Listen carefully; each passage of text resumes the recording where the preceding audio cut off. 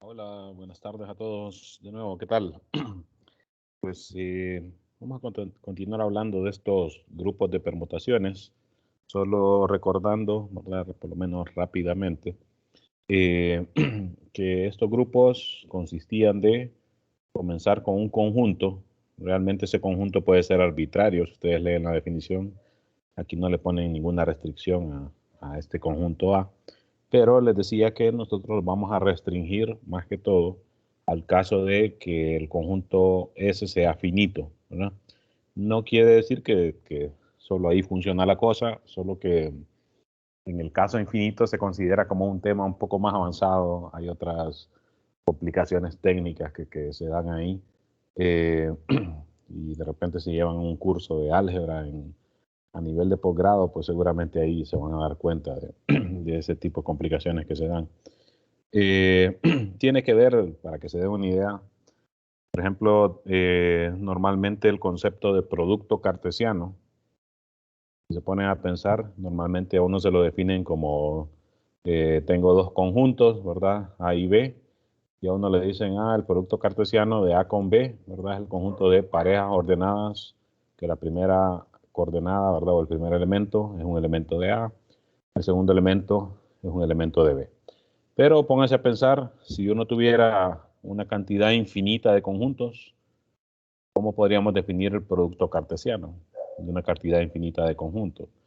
Si el conjunto infinito es, o la familia de conjuntos es contable, todavía tiene sentido. Y de hecho, se parece un poco como a la definición de una serie, por ejemplo, ¿verdad? Que una serie eh, está definida de tal manera que los elementos, los índices de la serie, ¿verdad? Son un conjunto contable, ¿verdad? De manera que uno puede ir como enumerando, ¿verdad? Uno, dos, el primer elemento, el segundo elemento, el tercer elemento, así.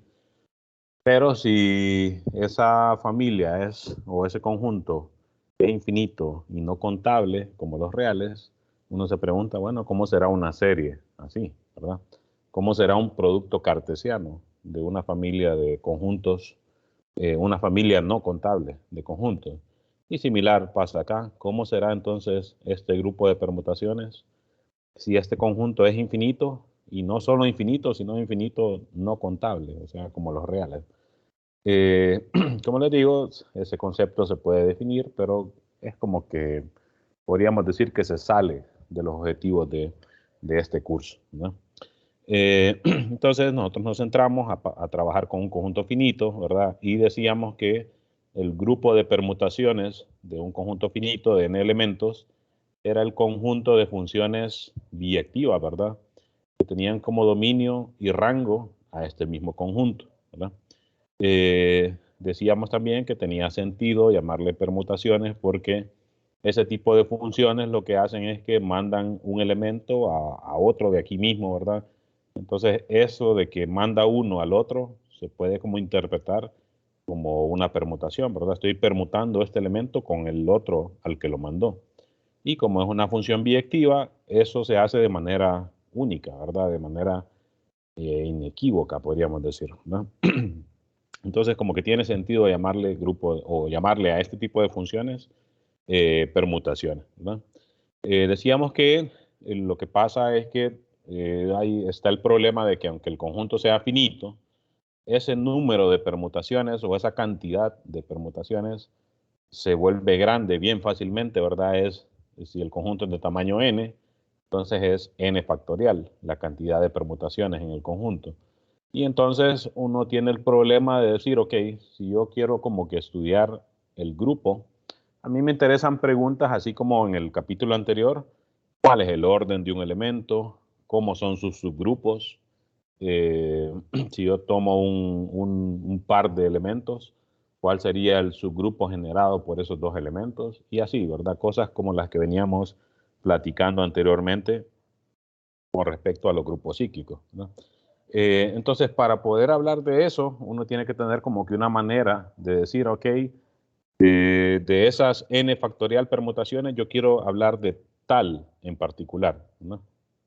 Y entonces, ahí era donde introducíamos esta notación, que es bien como fácil de generalizar, ¿verdad? Podríamos decir, que lo que funciona de tal manera que aquí arriba se pone la cantidad de elementos que tenemos, ¿verdad? Si son 6, así como acá, pues ponemos los 6 elementos aquí. Y abajo de ella, ¿verdad? Ponemos la imagen de cada uno de los elementos, ¿verdad? Y entonces esto representa, como dice aquí claramente, ¿verdad? La imagen de 1 es 5, porque el elemento que está abajo de 1 es 5, ¿verdad? Entonces, como para ponerle un nombre familiar, ¿verdad? Decíamos que a esta notación le vamos a llamar notación matricial, ¿verdad? Aquí le llaman notación como de arreglo en alguna parte por acá, ¿verdad? Aquí, ¿verdad? Notación de arreglo, podríamos decir. Pero como que es familiar decirle notación matricial, porque esto parece como una matriz, ¿verdad? De 2 filas y n columnas.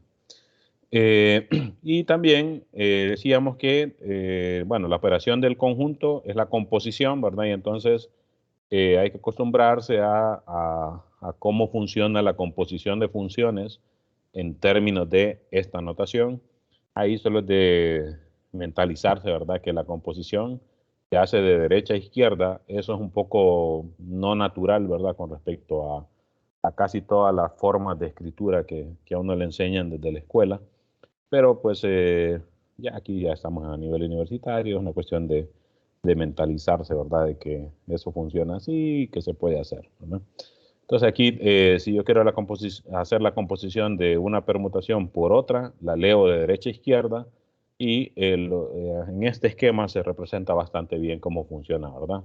Si yo quiero la imagen de 1 en esta composición, entonces hago la imagen de 1 en la permutación de la derecha, tomo el resultado y veo cuál es la imagen de ese resultado en la permutación de la izquierda. Eso que queda ahí es la imagen de la composición, ¿verdad? Por eso aquí dicen, la imagen de 1 es 4, porque en la permutación de la derecha, la imagen de 1 es 2, y en la permutación de la izquierda, la imagen de 2 es 4. Entonces, en la composición, la imagen de 1 es 4, ¿verdad? Y similar para los demás. Decíamos que a este grupo, ¿verdad? De permutaciones de un conjunto de n elementos, lo íbamos a denotar como Sn, ¿verdad? Eso viene la S viene de que se le llama grupo simétrico. Les decía que eso viene desde que hay algunas aplicaciones relacionadas con simetría, similar, algo bien parecido a lo que pasaba con aquel grupo de 4 de simetría de un cuadrado, ¿verdad? Por ahí viene un poco la historia de este grupo, ¿no? Entonces vamos a denotar como Sn al conjunto de permutaciones en un conjunto de n elementos, ¿verdad? O sea, para ser más explícito, sería el conjunto de todas las funciones biyectivas de un conjunto de n elementos en sí mismo, ¿verdad? Ese conjunto, junto con la operación binaria de composición, forma un grupo, ¿verdad? Porque satisface todas las propiedades que tiene la definición de grupo, ¿verdad?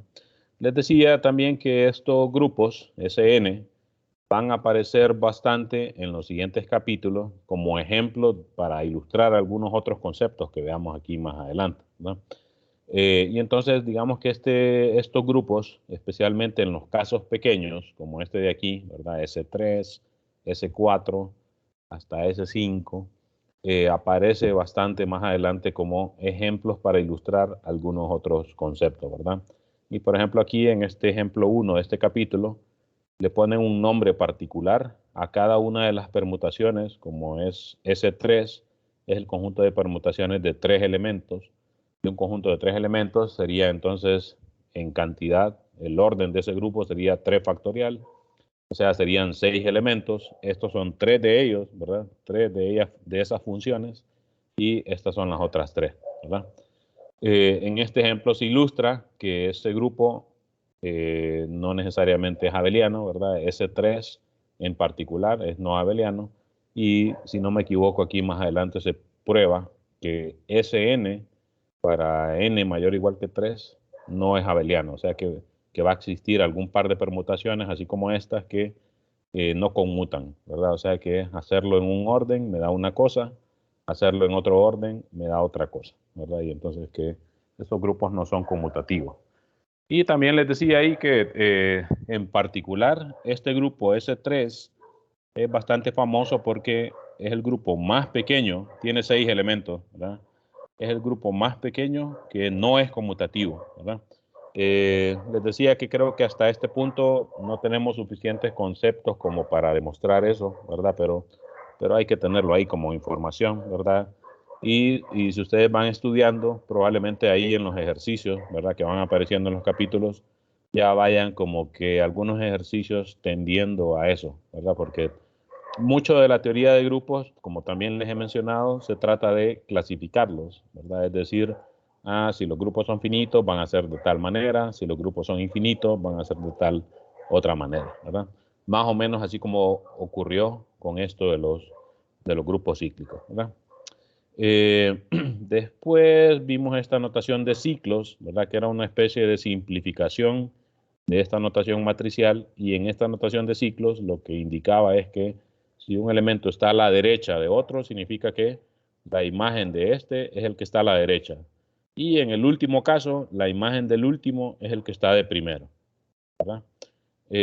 Comprobamos, si no recuerdo mal, un par de propiedades, ¿verdad? Con respecto a estas notaciones. Sí, bueno, no comprobamos, por lo menos enunciamos, podríamos decir, esto, ¿verdad? Que si tengo ciclos disjuntos, entonces esos van a conmutar, o sea que no importa el orden en que haga la composición. Y esta demostración sí la analizamos un poco más a detalle. Y más bien eso dice esta, ¿verdad? Que ciclos disjuntos conmutan, y entonces la anterior es... eh, toda permutación se puede escribir como productos de ciclos disjuntos. En esto lo que les decía es que lo que se dice en esta demostración prácticamente es el método que se utiliza para pasar de esta notación a esta notación. Y solo recordando rápido, lo que se hacía es comenzar con el primer elemento, escribir a la par su imagen, ¿verdad? Luego entonces voy con el siguiente, 2, escribo a la par su imagen. Pero aquí es 1, y en estos ciclos no hay que repetir los elementos. Había un conjunto de reglas ahí, ¿verdad? Que les mencionaba la vez pasada. Entonces ya no hay que repetir elementos. Entonces como la imagen de 2 es 1, entonces ahí cierro ese ciclo, ¿verdad? Y voy con el siguiente elemento. La imagen de 3 es 3. Esos ciclos se ponen como un solo elemento, e incluso les mencionaba la vez pasada que ciclos así que solo tienen un elemento, no es necesario ponerlos, porque como que se sobreentiende que si no aparece un elemento, la imagen de ese elemento es el mismo, ¿verdad? Aquí entonces continúo, la imagen de 4 es 5, lo pongo a la par, la imagen de 5 es 4, como 4 ya está, entonces ahí lo cierro, ¿verdad? Y aquí tienen que aparecer todos los elementos, salvo, según esa regla que les mencioné, los que tienen como imagen a él mismo, ¿verdad? Entonces, este elemento aquí no sería necesario ponerlo, ¿verdad? Y uno podría decir que alfa es el ciclo 1-2, composición con el ciclo 4-5, ¿verdad? Y pues básicamente creo que eso fue lo que hicimos la semana anterior, ¿verdad? Creo que era necesario recordar todas esas cosas porque vamos a continuar hablando de propiedades de estas permutaciones, y entonces agarrarlos así como de repente, asumiendo que recuerdan todo eso, pues creo que no es muy conveniente. Fíjense, aquí voy a pecar de confiado, así como lo hacen muchos autores a veces, que le dicen: la demostración de tal teorema se le deja al lector. Realmente aquí está hecha, entonces les voy a dejar ahí como lectura, que traten de comprender la demostración de este teorema. Les decía la vez pasada que más que todo nos íbamos a centrar en la utilidad, ¿verdad? Que dice que el orden de una permutación es el mínimo común múltiplo de la longitud de cada ciclo disjunto de la permutación, ¿verdad? Aquí se ilustraba bien que, bueno, aquí tenemos un producto de ciclos. Recuerden que cuando decimos producto aquí, pues se sobreentiende que es composición, ¿verdad? Es como una manera corta de decir composición. Entonces aquí el producto de estos ciclos, bueno, vemos que son disjuntos, entonces tomo la longitud de este es 3, la longitud de este es 3, la longitud de este es 2, mínimo común múltiplo entre 3 y 2, 6. Entonces el orden en el sentido de elemento de un grupo, ¿verdad? Es el mínimo común múltiplo de las longitudes, ¿verdad? De 3 y 2. Mínimo común múltiplo entre 3 y 2, 6. Y por eso el orden de esta permutación es 6, ¿verdad? Eso es lo que se prueba en este teorema, ¿verdad? Como les digo, se lo voy a dejar ahí como lectura. Más que todo son propiedades relacionadas ahí con lo del mínimo común múltiplo, ¿no? Acá, por ejemplo, en este ejemplo, valga la redundancia, se ilustraba que el teorema dice bien específicamente aquí el orden de una permutación en un conjunto finito, que pues nos estamos centrando a eso, ¿verdad? Escrito como producto de ciclos disjuntos, y aquí lo importante es que tienen que ser disjuntos, es el mínimo común múltiplo de las longitudes de los ciclos. Entonces ahí lo importante es que los ciclos tienen que ser disjuntos, o sea, no tienen que tener elementos en común. 1, 2, 3, el ciclo 1, 2, 3 no tiene nada en común con el 4, 5, 6, que no tiene nada en común tampoco con el ciclo 7, 8. Pero acá vemos que estos dos ciclos sí tienen a 1 como elemento en común. Entonces aquí el error que uno podría cometer sería aplicar el teorema y decir, longitud de este ciclo 3, longitud de este ciclo 3, mínimo común múltiplo entre 3 y 3, 3, y decir que el orden entonces es 3, ¿verdad? Entonces, ojo ahí, ¿verdad? Que esa propiedad se aplica cuando los ciclos son disjuntos, ¿verdad? Entonces, si no lo son, lo que hago es que de repente paso de esta notación de ciclos a la notación esta matricial y después aplico el método ese que les mostraba la vez pasada para escribir la permutación esta en notación matricial como en notación de ciclos disjuntos, ¿verdad? Que se los mostraba la clase anterior, ¿verdad? Una vez que está como producto de ciclos disjuntos, entonces ahí sí puedo aplicar el teorema, ¿verdad? Y entonces aquí, según cómo quedó esto, este producto de permutaciones o de ciclos se puede escribir de manera disjunta así. La longitud de este es 5, y como no hay más, mínimo común múltiplo de 5, con nada más, sería 5, ¿verdad? Y por eso el orden de esta permutación es 5, ¿verdad? Ok. Ya entonces continuando, fíjense, este ejemplo también es bastante importante y me parece que es necesario ilustrar lo que dice el ejemplo. Fíjense, aquí lo que ilustran es que en base a ese teorema, uno también puede decir cuántas van a ser, por ejemplo, las permutaciones que tienen cierto orden en uno de estos grupos Sn. Entonces, fíjense que acá, por ejemplo, dice, vamos a determinar el orden de los elementos de S7. S7 va a tener 7 factorial elementos, que según esto son 5040 elementos. Y entonces, para clasificar este grupo, como para comprender cómo funciona, obtener alguna información relacionada con él, como que pues sería importante decir, van a haber tantos elementos de orden 2 o de orden tal, ¿verdad? Entonces, fíjense que ese teorema el teorema de Ruffini, que es el nombre, ¿verdad?, del teorema de Ruffini sobre el orden de los elementos, también me puede ayudar para determinar eso. ¿Por qué? Porque nosotros podemos asumir, por ejemplo, yo ya sé que estas son permutaciones de 7 elementos. Entonces, lo más grande que puede ser un ciclo, va a ser un ciclo que va a tener precisamente a los 7 elementos. Y en todo caso, lo que puede pasar es que si tengo otra permutación, o es un ciclo con longitud menor o igual que este, ¿verdad? O sea, menor o igual que 7, o es un producto de ciclos con longitud también menor o igual que 7, ¿verdad? Y podríamos incluso decir menor estrictamente que 7, ¿verdad? Por ejemplo, podría haber un ciclo así, que es un producto de dos ciclos que tienen longitud 3, ¿verdad? Y este sería un elemento de ese 7, ¿verdad?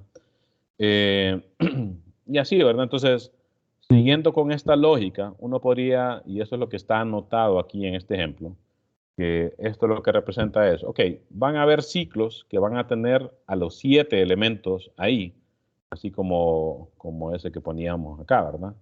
Pero no necesariamente solo este, ¿verdad? Con que yo permute un par de elementos, ¿verdad? 3 y 2, por ejemplo, ya este ciclo es diferente que este ciclo, ¿verdad? Queriendo decir que esto representa una permutación, o sea, una de esas funciones biyectivas diferente a esta. ¿Por qué? Porque en esta función la imagen de 2 es 3, ¿verdad?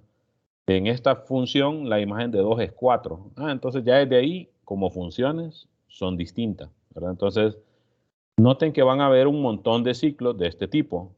¿Cuántos? Bueno, ¿no? Entonces, de ahí, eso es lo que más o menos analiza este ejemplo, que dice, ok, vamos a anotar cuáles serían todas las posibles estructuras de ciclos disjuntos que van a haber en S7. Aquí dicen, ok, van a haber ciclos que van a tener 7 elementos.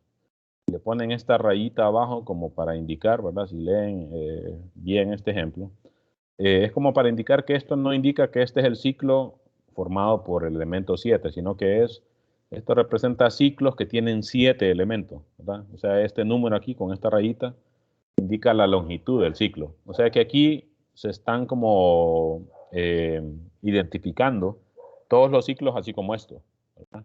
Donde están involucrados los 7 elementos del conjunto, ¿verdad? Entonces uno se pregunta, bueno, ¿cuántos ciclos van a haber de este tipo, ¿verdad? O más bien, aquí todavía no creo que no están contando, sino que solo están diciendo el orden de estos ciclos va a ser 7. O sea que aquí lo que están diciendo es cuáles van a ser los posibles órdenes de los elementos de ese 7.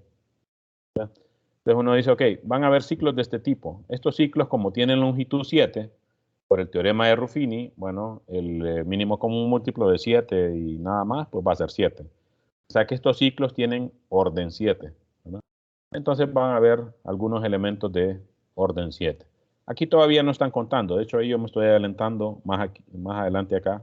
Ya si se interesan como en contar esa cantidad de elementos de ese orden.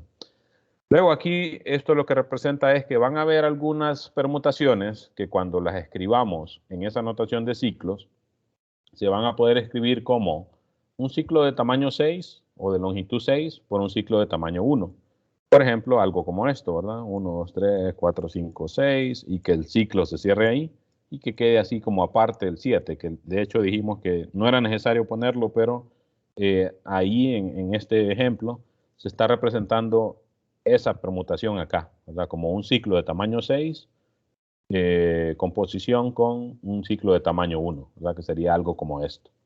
Igual, pues hay un montón de ciclos de tamaño 6, todos los que salen de permutar los elementos de aquí. Y entonces, estos elementos tendrían orden 6 por el teorema de Ruffini, ¿verdad? La longitud de este es 6, la longitud de este es 1, mínimo común múltiplo entre 6 y 1, 6. Entonces, el orden de esta permutación en S7 es 6, ¿verdad? Y de hecho, esa era también una de las, algo de como que la fortaleza, digamos, de ese teorema, que no importaba en qué SN estaba trabajando, si esta fuera una permutación de S10, ¿verdad? Como queriendo decir 8, 9 y 10, su imagen son las mismas, ¿verdad? El mismo elemento. Entonces esta permutación mantendría ese orden, ¿verdad? También sería de orden 6, ¿verdad? Que sería el mínimo común múltiplo de 6, 1, 1 y 1, ¿verdad? Que siempre sería 6, ¿verdad? Se parece un poco a aquello de aquel teorema sobre la cantidad de elementos de tal orden en los grupos cíclicos, ¿verdad? Que era phi n, la función aquella phi de Euler, que si recuerdan ese teorema era independiente del tamaño del grupo, ¿verdad? Si era un grupo de tamaño 100, si era de tamaño 1000 o 1.000.000, y me interesaban la cantidad de elementos de orden 8, pues no importaba, ¿verdad? Si el grupo era de cuál orden, iba a ser phi de 8, ¿verdad? Entonces, en ese sentido, este teorema de Ruffini es similar, ¿verdad? Porque solo me dice, ok, independientemente del SN que estoy trabajando, si la permutación que tengo se puede escribir como un producto de ciclos de tal longitud, pues su orden va a ser tanto, no importando en qué SN esté trabajando, ¿verdad? Ok, y así, ¿verdad? Así sucesivamente, esto representa que hay permutaciones en S7 que se pueden escribir como un ciclo de tamaño 5 por un ciclo de tamaño 2. Hay otras que se pueden escribir como ciclos de tamaño 2 por otro ciclo de tamaño 2 por otro ciclo de tamaño 2 por un ciclo de tamaño 1, ¿verdad? Y hay otras que simplemente van a ser productos de ciclos de tamaño 1, que realmente sería la identidad, ¿verdad? ¿Por qué esto representaría la identidad? Porque una permutación así tendría que ser algo como esto, ¿verdad? Si estoy en S7, pues tendría que ser así. Entonces esto va a ser la función identidad porque esto representa que la imagen de 1 es 1, la imagen de 2 es 2, la de 3 es 3, la de 4 es 4, la de 6 es 6, la de 7 es, bueno, me faltó 5, ¿verdad? La de 5 es 5, la de 6 es 6, la de 7 es 7. Esa es la función identidad, ¿verdad? Entonces aquí realmente esto último representa la función identidad, ¿verdad? Y aquí están representados todos los demás tipos de permutaciones que pueden ocurrir en S7. Si en vez de S7 fuera otro, S8, por ejemplo, bueno, entonces empezaríamos diciendo, bueno, van a haber algunos ciclos de longitud 8, van a haber otros que van a ser longitud 7 por otro de longitud 1, van a haber otros de longitud 6 por otros de longitud 2 y así sucesivamente, ¿verdad? De manera como que aquí estamos dando como que información importante sobre cómo se comporta el orden de los elementos del grupo SN en general, ¿verdad? Lo que hago es que veo, según el teorema S de Ruffini, cómo pueden ser las longitudes de los ciclos disjuntos, ¿verdad? Y por el teorema, entonces, el orden de esos elementos va a ser el mínimo común múltiplo de esas longitudes. Entonces, noten que ese teorema de Ruffini es un teorema como de clasificación, porque me está diciendo que en estos grupos SN, si a usted le interesa calcular el orden de algún elemento, pues tiene que ser tal, ¿verdad? Por ejemplo, aquí la conclusión es en S7, si yo tomo un elemento arbitrario de los 5040 elementos que hay en S7, el orden de ese elemento tiene que ser uno de estos. 7, 6, 10, 5, 12, 4, 3, 2 o 1, ¿verdad? ¿Por qué? Porque esa tiene que ser, como es un elemento de S7, tiene que ser una permutación de 7 elementos que se tiene que poder escribir como uno de estos, ¿verdad? ¿Por qué? Por una de las propiedades que comprobamos o que analizábamos anteriormente, ¿verdad? Entonces fíjense que el teorema, como les digo, es un teorema de clasificación, ¿verdad? Y es bastante fuerte lo que dice estas implicaciones de ese teorema porque no importa qué tan grande sea el n, ¿verdad? Si es 100 factorial, yo podría hacer esto. No sería tan práctico, digamos, ¿verdad? Pero no sería difícil de hacer y de decir, ok, van a haber ciclos de tamaño 100. Van a haber ciclos de tamaño 99 por ciclos de tamaño 1. Van a haber otros de tamaño 98 por tamaño 2. Van a haber otros y así, ¿verdad? Y entonces con el teorema ese, ¿verdad? Diríamos, el orden de esos elementos va a ser tal. El orden de esos otros elementos va a ser tal y así sucesivamente, ¿verdad? Estos otros ejemplos, lo que ilustran, y ahí era donde me estaba adelantando yo, que estos ejemplos ilustran que además de poder decir, por ejemplo, que en S7 los órdenes de los posibles de los elementos son estos, uno puede anticipar cuántos elementos de S7 van a tener orden 7, por ejemplo, o cuántos van a tener orden 6, cuántos van a tener orden 10, y así sucesivamente. ¿Cómo? Es una propiedad o es un problema de conteo. O sea, aquí es como que estuviéramos otra vez en matemáticas discretas. Fíjense, ¿por qué? Bueno, aquí en el ejemplo anterior, ¿verdad? Que era sobre S7 también, se indicó que las permutaciones tenían que ser ciclos disjuntos de cualquiera de estos tipos, ¿verdad? Entonces yo me enfoco a cuáles van a ser las permutaciones que van a tener orden 12. ¿Por qué? Bueno, Bueno, eso es lo que está ilustrando este ejemplo, ¿verdad? O sea, uno podría repetir esto mismo diciendo, yo quiero saber cuáles van a ser las permutaciones que van a tener orden 10. Entonces me voy a enfocar, bueno, en cuáles de estos casos el mínimo común múltiplo va a ser 10, aquí, ¿verdad? Mínimo común múltiplo entre 5 y 2, 10. Y entonces me voy a centrar en este caso, ¿verdad? Pero aquí el ejemplo ilustra cuántas van a ser las permutaciones de S7 que van a tener orden 12. Bueno, entonces tiene que ser que el mínimo común múltiplo entre las dos longitudes sea 12, ¿verdad? Que eso ocurre aquí. Mínimo común múltiplo entre 4 y 3, 12, ¿verdad? ¿Hay otro caso en que el mínimo común múltiplo sea 12? No. Entonces uno se puede enfocar y decir, ok, voy a ver cuántas permutaciones de este tipo hay.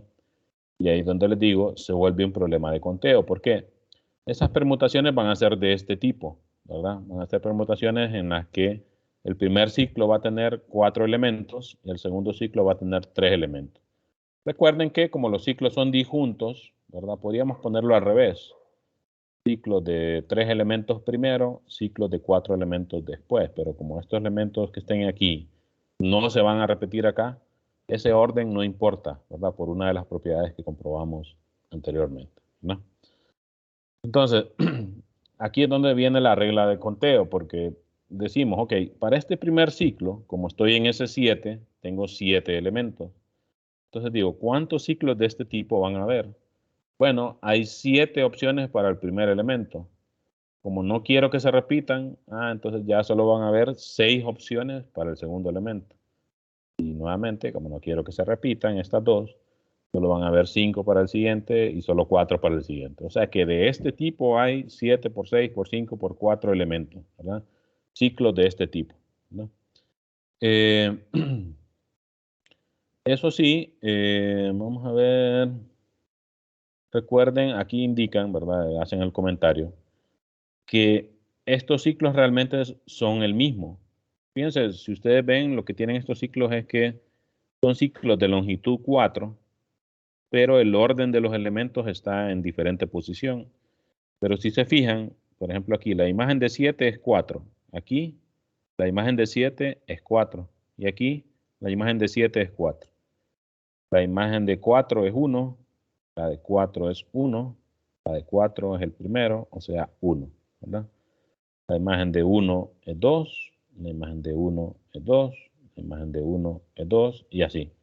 Lo que pasa es que los 4 elementos, ¿verdad? En estos ciclos, solo se están como cambiando de orden, pero preservando por lo menos cuáles son los elementos que están a la par, ¿verdad?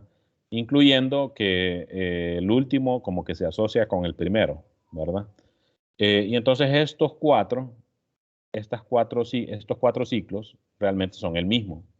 Entonces, de estas 7 por 6 por 5 por 4 ciclos de este tipo, realmente estamos contando cada ciclo 4 veces, ¿verdad? Porque hay 4 formas de combinar pues, 4 elementos, de cambiarlos de orden, pero solo como moviéndolos, ¿verdad? Como los elementos, digamos, que están como que asociados entre sí. Entonces, solo sería de contar, ok, me fijo un elemento y lo muevo. ¿Cuántas veces, en cuántas posiciones lo puedo poner? En 4, ¿verdad? O lo pongo de primero, o lo pongo, si me fijo en el 2, o lo pongo de primero, o lo pongo de segundo, o lo pongo de tercero, o lo pongo de último. Y como los demás elementos, digamos, como que están amarrados entre sí, ¿verdad? Entonces solo es necesario fijarse en uno, ¿verdad? Entonces, solo como adelantándome, al final, aquí fíjense que en el conteo final dicen, bueno, el número total va a ser los que contamos aquí, ¿verdad? De estos ciclos de longitud 4, pero divididos entre 4, porque cada ciclo lo estoy contando 4 veces, ¿verdad? Según el orden en que considere los elementos, ¿verdad? Y para el otro ciclo, recordando que estos ciclos tienen que ser disjuntos, si yo ya consideré 7 por 6 por 5 por 4 elementos aquí, significa que estos elementos también están restringidos por los que yo escogí primero, ¿verdad? Entonces ya aquí ya solo tengo, como ya iba 7 por 6 por 5 por 4, y aquí solo tengo 3 por 2 por 1 opciones. Pero similar que con estos, de esas 3 por 2 por 1, o sea, de esas 6 opciones, algunos de ellos yo los estoy contando varias veces, ¿verdad? Con la misma lógica que analizamos acá. Y entonces por eso aquí la conclusión es que la cantidad total de elementos de orden 12 en S7 son elementos de esta forma. Y entonces hay 7 por 6 por 5 por 4 maneras de escoger los elementos de aquí. Pero como se da este tipo de repetición, ese resultado lo dividimos entre 4, que aquí está, ¿verdad? Ese resultado dividido entre 4. Y lo mismo con el otro ciclo, ¿verdad? Como aquí ya tenía 7 opciones, 6 opciones, 5 opciones, 4 opciones, y no quiero que los elementos que me queden aquí se repitan con los de acá, porque los ciclos tienen que ser disjuntos. Entonces aquí ya solo tengo 3 opciones, 2 opciones, 1 opción, ¿verdad? Que es lo que anotan acá. Y como se puede dar ese tipo de repetición, que es lo que mencionan aquí, entonces dividimos esa cantidad entre 3. Entonces en vez de ser 6, realmente solo hay 2, ¿verdad? 6 entre 3, 2 ciclos de tamaño 3, según las condiciones que se dieron aquí, ¿verdad? Y entonces, haciendo la simplificación de esto, resulta que hay 420 elementos de orden 12 en S7, ¿verdad? Fíjense que en el ejemplo anterior se dijo, van a haber elementos de orden 7, elementos de orden 6, de orden 10, de orden 5 y etcétera. Entonces aquí solo se está diciendo que van a haber de los, estábamos en S7, eran 5040. De los 5040 elementos de S7, van a haber 420 que son de orden 12. Y podríamos repetir este ejercicio para decir cuántos van a haber de orden 5, cuántos van a haber de orden 10, y la suma de esa cantidad me tiene que dar 5040, ¿verdad? Y de hecho, muchos de los ejercicios que están en este capítulo tienen que ver con eso, ¿verdad? Dígame cuántos elementos de orden tanto hay en tal grupo, ¿verdad? Solo que aquí hay algunas cosas que todavía no las hemos visto, ¿verdad? Entonces, por ejemplo, no sabemos todavía qué significa esto de A6, A7, A8, A12, ¿verdad? Ya vamos a ver qué significa, ¿no? Ok. Y aquí se ilustra algo similar, ¿verdad? Aquí dicen, ok, así como aquí determinamos cuáles son los elementos de orden 12 en S7, aquí determinamos cuáles son los elementos de orden 3 en S7. Y aquí, nuevamente, como esto está aquí bien explicado, creo yo, y es bien similar a lo que se hizo aquí arriba, se los voy a dejar esto como que lo lean, ¿verdad? Aquí lo que pasa es que hay más casos. Por ejemplo, recuerden que los órdenes, dijimos, de los elementos de S7 iban a ser, o los elementos de S7 iban a ser más o menos con esta estructura. Entonces, uno se pregunta, ¿cuáles de estos van a ser de orden 3? Bueno, tiene que ser que el mínimo común múltiplo de las longitudes sea 3. Bueno, aquí es 7, aquí es 6, mínimo común múltiplo entre 5 y 2, 10, entre 5 y 1, 5, entre 4 y 3, 12, y así, ¿verdad? Entonces, ¿en qué casos me va a quedar que el mínimo común múltiplo sea 3?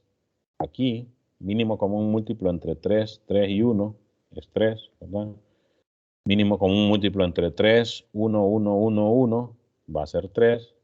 Ya, ¿verdad? Entonces noten que aquí hay dos casos. Hay dos tipos de permutaciones que me van a resultar que van a tener orden 3 por el teorema ese de Ruffini. Entonces, eso es lo que explican acá, ¿verdad? Van a haber permutaciones de este tipo y permutaciones de este tipo. Cuentan cuántos hay de este tipo, cuentan cuántos hay de este tipo, siguiendo la misma lógica que se siguió acá. Y pues bueno, aquí al final veamos la conclusión.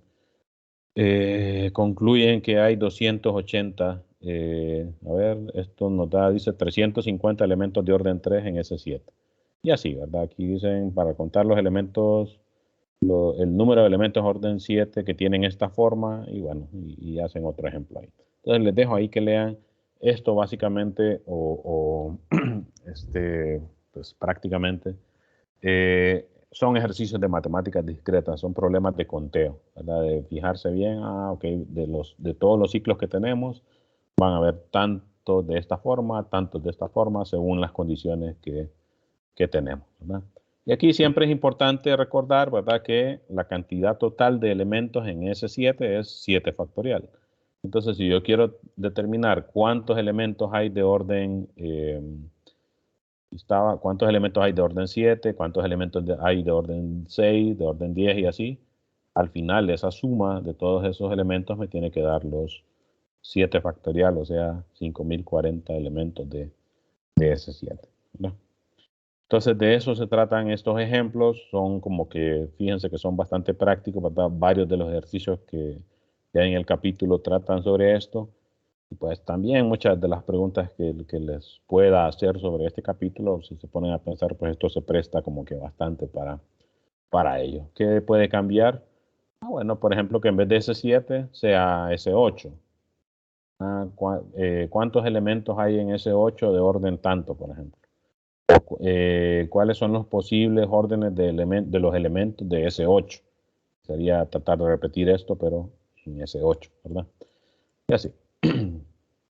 Ok. En este caso, fíjense que este ejemplo lo que ilustra es este siguiente teorema. Y este, si no me equivoco, lo traje aquí ya traducido. Que lo que dice el teorema este 5.4 es que toda permutación en Sn se puede escribir como producto de dos ciclos. Esto de dos ciclos significa que son ciclos de longitud 2. Es como una forma corta de decir, en vez de ciclos de longitud 2, dos ciclos, ¿verdad? Aquí le llaman en el libro n ciclos, n cycles. A ver por dónde mencionan eso. Y, bueno, debe ser antes, porque aquí solo hablan de dos cycles, ¿verdad? De ciclos de longitud. Entonces, ¿cómo se comprueba eso? Nuevamente, fíjense que este es un teorema cuya demostración lo que me da prácticamente es el método para poder hacer eso. O sea, si yo tengo una permutación cualquiera, ¿cómo puedo hacer para escribirla como un producto de ciclos de longitud 2? Y como les digo, para decirlo de manera más corta, vamos a decirles dos ciclos. Entonces veamos la prueba. Solo denme un minuto. Ya vuelvo. Quieren, vayan leyendo lo que dice la prueba.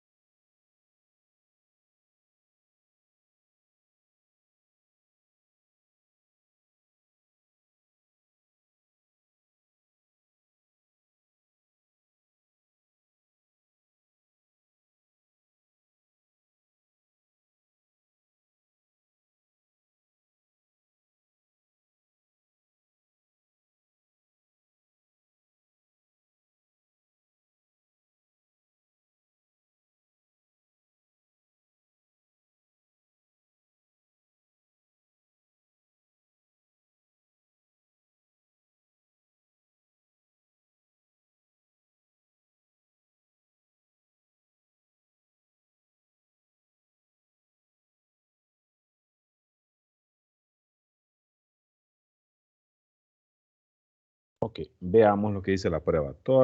Primero, teorema, toda permutación en Sn, pues con n mayor que 1, porque ahí es donde es interesante, ¿verdad? S1 sería el grupo, perdón, y trivial que solo tiene la identidad, ¿verdad?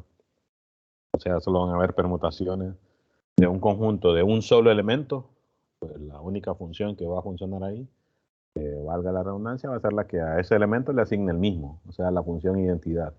Y entonces el grupo correspondiente, o sea, S1 sería el grupo trivial que solo tiene la identidad, ¿no?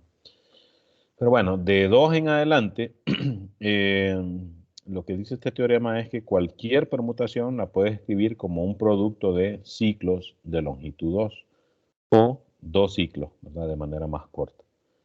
Entonces, el primer caso, en cualquiera de los Sn, o sea, que estoy en S2, en S3, en S7, en S10, en cualquiera, la identidad siempre la voy a poder escribir así. ¿Por qué?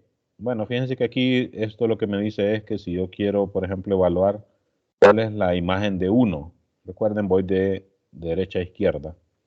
Aquí la imagen de 1 es 2. Voy a la derecha, a la izquierda. Bueno, la imagen de 2 acá es 1. O sea que en la composición, la imagen de 1 es 1. Como debe de funcionar en la identidad, ¿verdad? Veo qué pasa con la imagen de 2. En la derecha primero, la imagen de 2 es 1. Y luego en la izquierda tomo el resultado que es 1 y la imagen de 1 es 2. O sea que en la composición la imagen de 2 es 2. Y por las reglas que indicamos al inicio, cualquier otro elemento que no aparezca, por ejemplo, si estoy en S7, faltaría 3, 4, 5, 6, 7. Entonces, todos esos elementos que no aparecen, su imagen es el mismo elemento. Entonces, la imagen de 3 sería 3, la de 4, 4, la de 5, 5 y así sucesivamente. Entonces, noten que es cierto lo que dice este ítem, que en cualquiera de los SN la identidad se puede escribir así. Entonces, como que nos centramos en decir, ok, asumamos que estamos trabajando con una permutación que no es la identidad, ¿cómo la puedo escribir como un producto de ciclos estos de tamaño 2? Noten que aquí no indica nada sobre si son disjuntos o no. De hecho, estos dos ciclos no son disjuntos, ¿verdad? Los dos elementos que tienen están repetidos ahí, ¿verdad? Aquí solo dice que cualquier permutación es un producto de ciclos de longitud 2, disjuntos o no, ¿verdad? Simplemente ciclos de longitud 2. Entonces, fíjense, en estas dos líneas indican prácticamente cuál es el método para escribir cualquier permutación como producto de ciclos de longitud 2. Primero, se asume que de repente uno tiene la permutación que tiene a la mano, que de repente la tiene en esta notación. Entonces, lo primero es pasar de esta notación a la notación de ciclos, con el método que vimos anteriormente, ¿verdad? Comenzar con el primero, poner a la par el siguiente y así sucesivamente, ¿verdad? Entonces, si la permutación que tengo está en esa forma, ¿verdad? En forma matricial, como les habíamos llamado anteriormente, lo primero es que la escribimos en esta otra forma, en forma de producto de ciclos disjuntos, ¿verdad?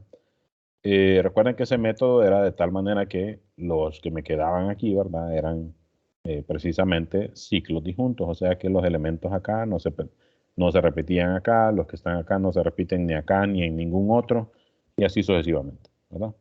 Entonces, y de hecho eso era lo que decía la primera propiedad que analizábamos acá, ¿verdad? Y luego, entonces, fíjense, dice, este producto se puede reescribir así. Y más que, fíjense, si se fijan aquí, pues no hay más detalles en la prueba. Más que irlo a comprobar, solo observen cómo funciona. Primero tengo un ciclo que va desde A1 hasta acá. Y noten que aquí se reescribe como el ciclo que manda A1 a acá, que es el último elemento, ¿verdad? Y por tanto manda acá a A1. Luego a la par, a la derecha, el ciclo que manda A1 a el elemento que está antes de acá, que sería AK-1. Y viceversa, ¿verdad? Manda AK-1 a A1. Y así sucesivamente hasta llegar al penúltimo elemento aquí, viéndolo como de derecha a izquierda, ¿verdad? Y entonces, si quisiéramos aplicar esto a un caso particular, digamos que estamos en S7, ¿verdad? Entonces que tenemos una permutación en S7, así, ¿no? Déjenme inventarla, ¿verdad? Vamos a poner así, algunos elementos repetidos. Bueno, aquí ya puse 5, 6, 7, falta 2 y 4. ¿No? Ok, entonces lo primero que hago es escribir esta permutación como producto de ciclos disjuntos, con lo que vimos antes, ¿verdad? Empiezo con el primer elemento, pongo a la par su imagen, me voy a la imagen 3, pongo a la par su imagen, ¿verdad? Me voy a ese valor 7, pongo a la par su imagen, ¿verdad? Me voy a 4, la imagen de 4 es 6, me voy a 6, la imagen de 6 es 2, ¿verdad? Y me voy a 2, la imagen de 2 es 1, como ya estaba, ahí lo cierro, ¿verdad? ¿Cuál me falta? Me falta 5, noten que la imagen de 5 es 5, entonces, como habíamos dicho antes, no es necesario ponerlo, ¿verdad? Y ya estarían todos, ¿verdad? Porque estamos en ese 7, 1, 2, 3, 4, el 5 que no es necesario ponerlo, 6 y 7.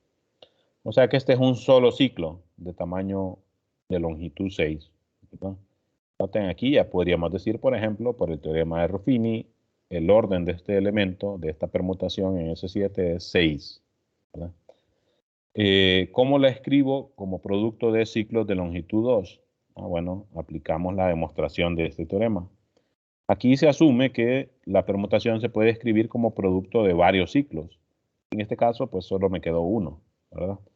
Entonces lo que hago es que voy tomo el primer elemento y pongo a la par el último. ¿Por qué? Fíjense qué es lo que dice aquí, ¿verdad? Pongo el primer elemento y pongo a la par el último. Luego, pongo el primer elemento y a la par el penúltimo. El primer elemento 1, a la par el penúltimo. Y continúo así hasta llegar a este, ¿verdad? Entonces luego pongo 1 con 4, 1 con 7, 1 con 3 y ahí terminé, ¿verdad? Y uno puede verificar que esta permutación es equivalente a esta permutación. ¿Cómo? Bueno, voy viendo cuál es la imagen de cada elemento, elemento por elemento. La imagen de 1 es 3, entonces aquí me tiene que dar lo mismo. Bueno, entonces recuerden que como es una composición, evalúo de derecha a izquierda. Ok, la imagen de 1 es 3. Como 3 no aparece aquí, la imagen de 3 es 3. Como 3 no aparece aquí, la imagen de 3 es 3, lo mismo acá, lo mismo acá. O sea que la imagen de 1 es 3, igual que aquí. Voy con 2. Acá la imagen de 2, como no aparece, la imagen de 2 es 2. No aparece, la imagen de 2 es 2. No aparece, de 2 es 2, de 2 es 2. Ah, aquí sí aparece. La imagen de 2 es 1. La imagen de 2 es 1.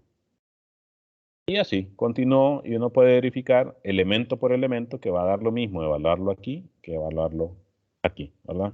Y entonces esta demostración, pues precisamente lo que hace es nada más como ilustrar ese método, como que le deja a uno verificar, verifique que es cierto que aquí la imagen de A1 es A2, igual que acá. ¿Cómo? Así como estaba haciendo ahí en ese caso particular, ¿verdad? Entonces sí, es cierto que en Sn cualquier permutación la podemos escribir como un producto de ciclos de tamaño 2. No necesariamente disjuntos, y de hecho aquí en este ejemplo se puede ver claramente que esos ciclos, así como está ahí en la demostración, no son disjuntos, ¿verdad? De hecho, todos tienen como elemento en común A1. Entonces no son disjuntos. Lo único que dice es cualquier permutación, no importa cuál sea, ¿verdad? Y no importa en qué Sn esté trabajando, siempre puedo hacer esto. ¿Y cómo se hace? Igual que como se hizo aquí. Si estoy en notación matricial, paso de la notación esta matricial a la notación de ciclos disjuntos. Si ya estoy en notación de ciclos disjuntos, pues tomo el primer elemento, lo pongo con el último. El primer elemento con el penúltimo y así hasta llegar al que está antes del primero, ¿no? Si son varios, ¿verdad? Pueden ser que sean varios ciclos. Por ejemplo, algo así. Siempre estoy en S7.